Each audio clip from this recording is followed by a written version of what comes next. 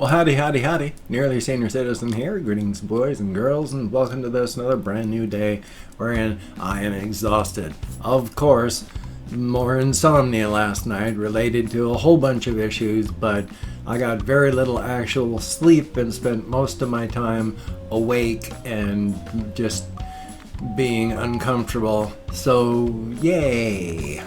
The transition from being on methadone to not being on methadone is so much fun. It's joyous. It's going to be a relatively short period of time, and the amount of life I have left is just, while I'm living it, it's not a lot of fun. Thumbs up. I mean, to the point I am where I can only lay on my left side. I can't sleep on my back or even lay on my back without intense pain and my legs going numb. I can't lay on my stomach because my neck doesn't bend well enough or far enough for me to be able to breathe. I'd be face down in a pillow. I can't lay on my right side because the way my spine is, and with the various parts of nerve damage that I have, if I lay on my right side it hurts. So I can only lay on my left. Now imagine just laying on one side for 8 hours, and compounding that is when I fall asleep, it's like I'm dead. I don't move. I mean, I don't move. My hands don't move. I don't even move my face. Nothing. So I'm uncomfortable when I sleep no matter what. And so these past couple nights, I'm even voluntarily flipping over onto my right side, knowing that it's going to be horrible, but having to do it. So yay. Yeah, my back is doing so nice and feeling so good. Thumbs up for that. I was taking my 2.5 milligrams of methadone before bed every night so that what little opiate effect I would get would happen while I was sleeping. So now I'm not getting that opiate effect while sleeping anymore. So, oh joy. And methadone apparently has a pretty long half-life, so I'm going to be having issues with sleep and such probably for a month at the very least. Thumbs up. But life is life. I mean, and life is life. There's not much I can do about it except exist, and I'm going to try my best to keep doing that for as long as I can. I mean, just for my own survival's sake. I mean, my life isn't adding to the sum total of humanity's, that's the term I like to use, humanity's sum total of knowledge and all of this. I'm just a tiny cog in a huge machine.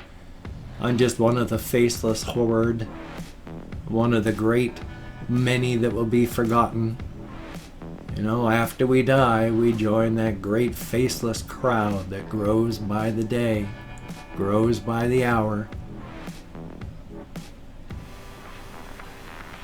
But life is life. I mean, you gotta do what you can with what you have for as long as you can. You know, and I'm going to be doing that, if nothing else, than for sheer animal survival's sake. And there's nothing wrong with that either.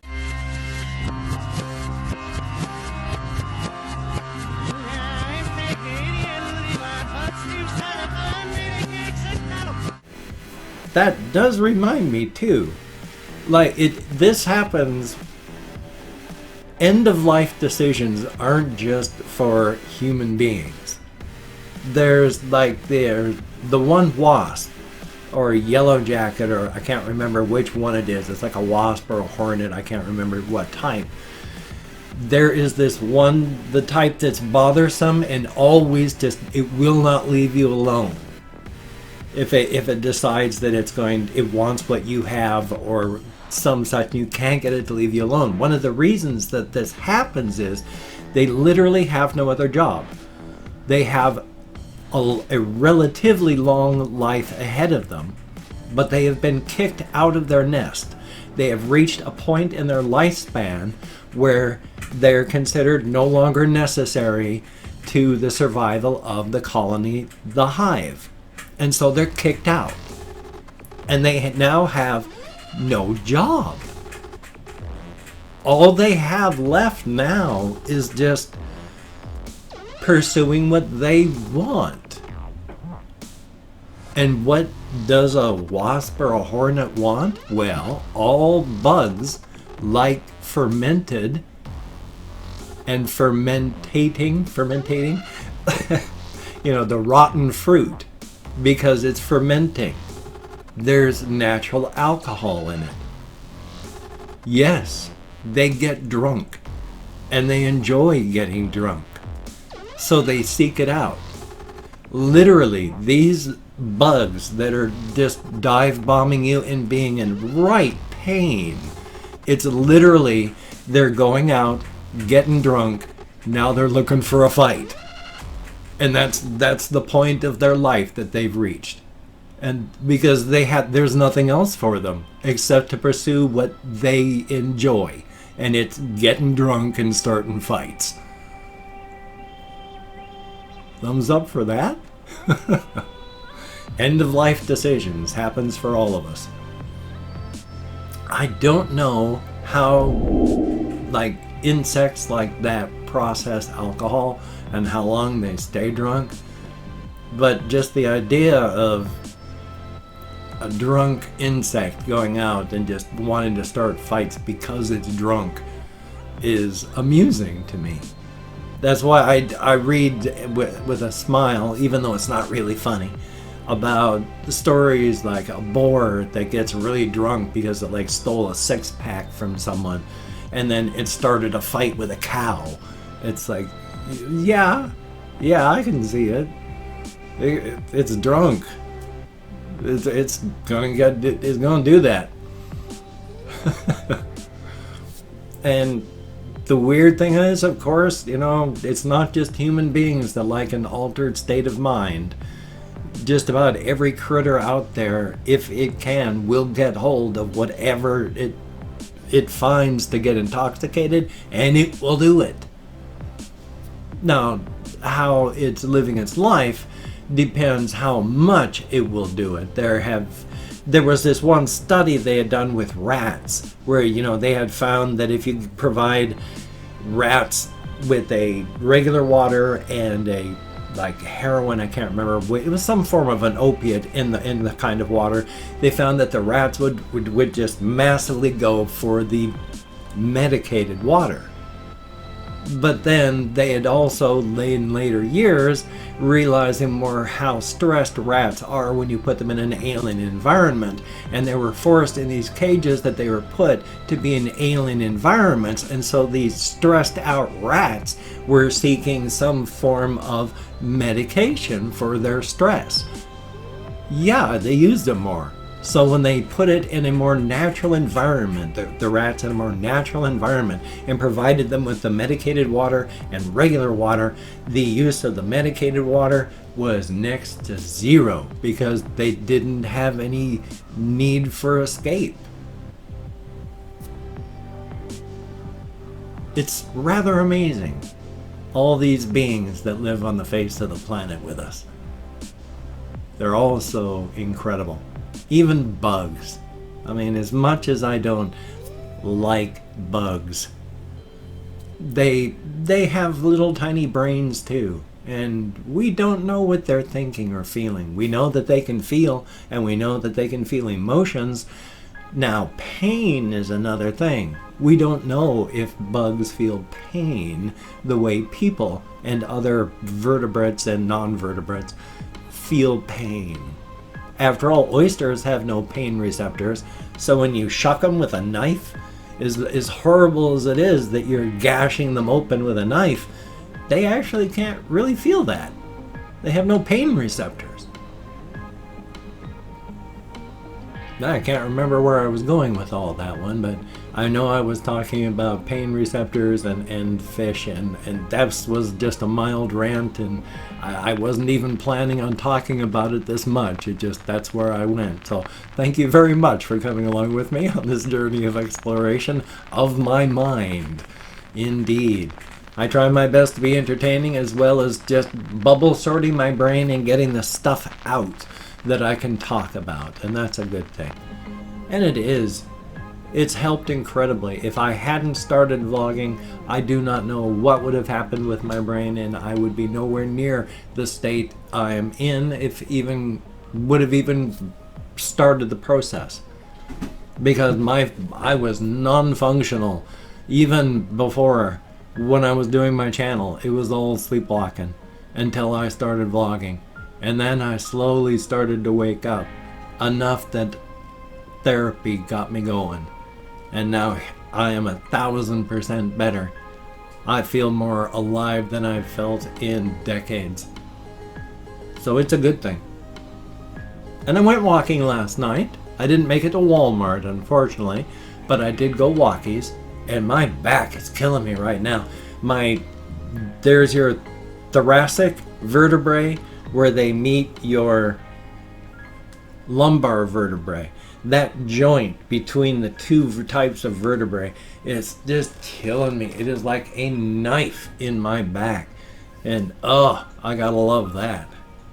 But I went walking, like I said, not all the way. In fact, I took the loop up to the top of Olympic Highway down into downtown Shelton, which adds at least a mile, walked to the post office, walked over to Safeway, bought 2 sodas, and then walked on back home, and that was it. So it was maybe a 3-mile walk. It was late. I had made a conscious decision to try and make the walk be later so that I would be more tired and ready for bed when I got home. Unfortunately, I mistimed it so that by the time I went out, I didn't have enough spoons to make the full walk. So I did what I could though, and at least I got 3 miles, maybe. Even if it's 2 miles, even if it's only 1 mile, the fact that I would have made it out and walked and tried and gotten things going, it would have been better than sitting in a chair. So celebrate the wins, celebrate your victories. Maybe you can't do the full marathon run each and every day, but the fact that you're out there trying, celebrate the win. It's a good thing. I mean, even your body is going to be happy about that. The fact that you even got up and moved is going to be enough to get things working better inside of you. And the more that you do it, the more often you can. And the more often you can, the more you can. And it builds up. As long as you don't have a chronic issue, of course. One of those unfortunate people. I mean, like with even myself, I mean, I have fibromyalgia, and with my back injuries and nerve damage, there is a definite limit to what I can do. I mean, that's one of the reasons why I can't work. I can't lift more than 25 pounds without all of the nerves and alarm bells and signals just screaming about the damage, even though it's been 15 years since I hurt myself. I would hope the damage is healed, but that's the thing about chronic pain. We don't understand it. For whatever reason, my alarm signals are stuck on the on setting all the time, which is life. And so that, coupled with the depression that I've had all my life, made worse with everything that's happened with my back, and now the death of my wife, and now the death of my mother, and everything happening. It's just,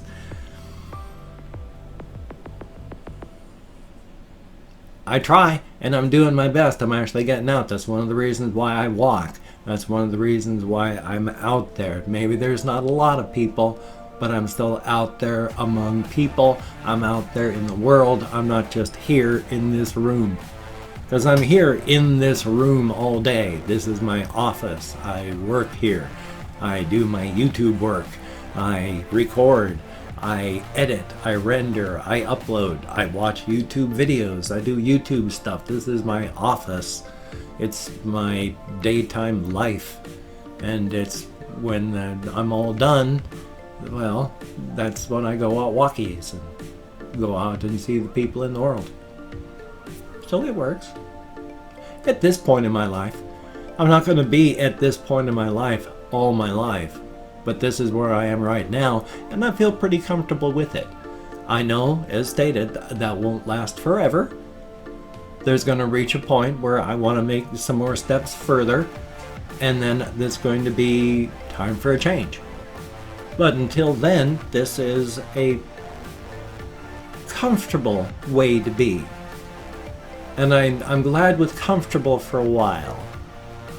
So, and by comfortable, I don't mean things like being able to pay for things and being able to eat, because that's this month not working out.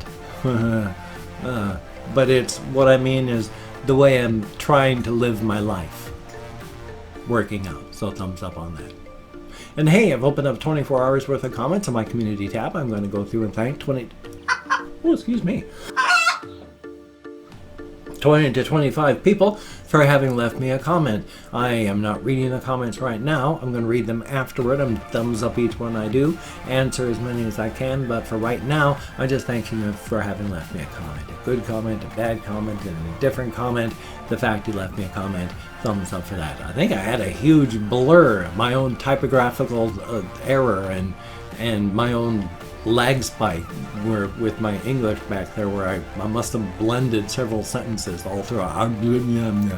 So sorry if I did. And if I mispronounced the username, no disrespect is intended. I'm an American English speaker and I'm tired. I'm so sorry I didn't sleep last night.